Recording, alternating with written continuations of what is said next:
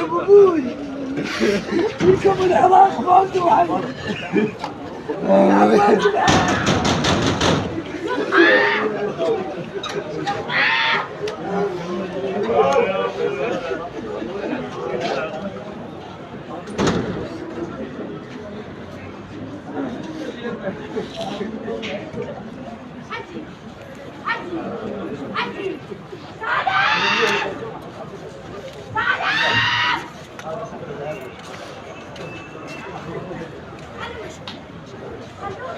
يلا بعد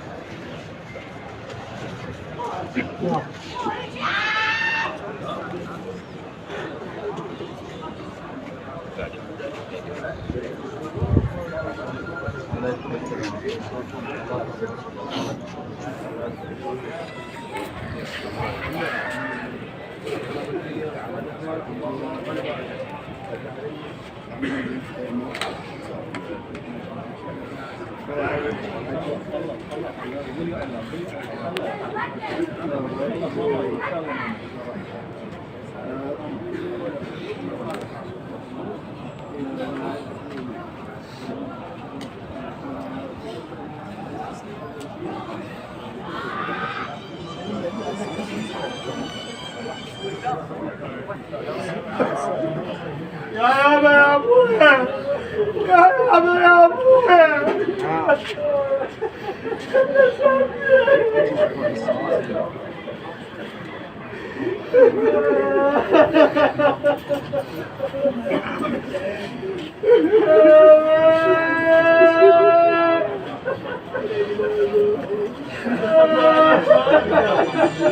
لا ودي اصبر عليك ما اقدر والله ما اقدر لان عشت لوعه الان.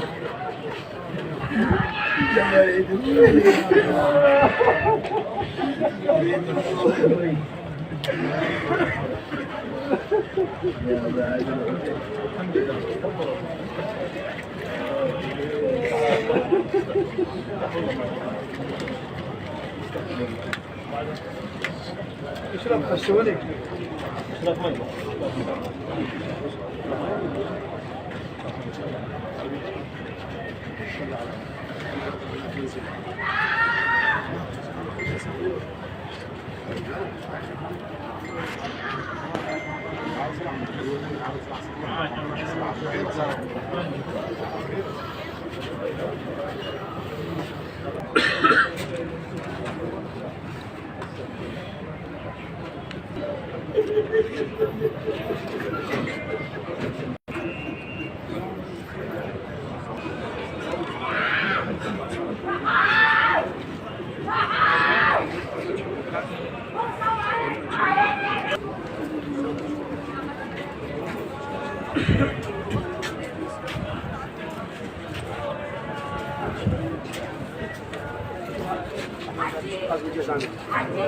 سمير الله يرحمه ما ادري كيف يقول والله ما اعرف بعض راح الحج كذا راجع والله تسامح سمير والله سمير يعني ما فارق لا الشهداء لا الحشيد لا كل مناشيد الحشد نصل اليه كل قصائد الحشد نصل اليه سمير موقف وطني وشرف واسم كبير مشرف الله يرحمه والله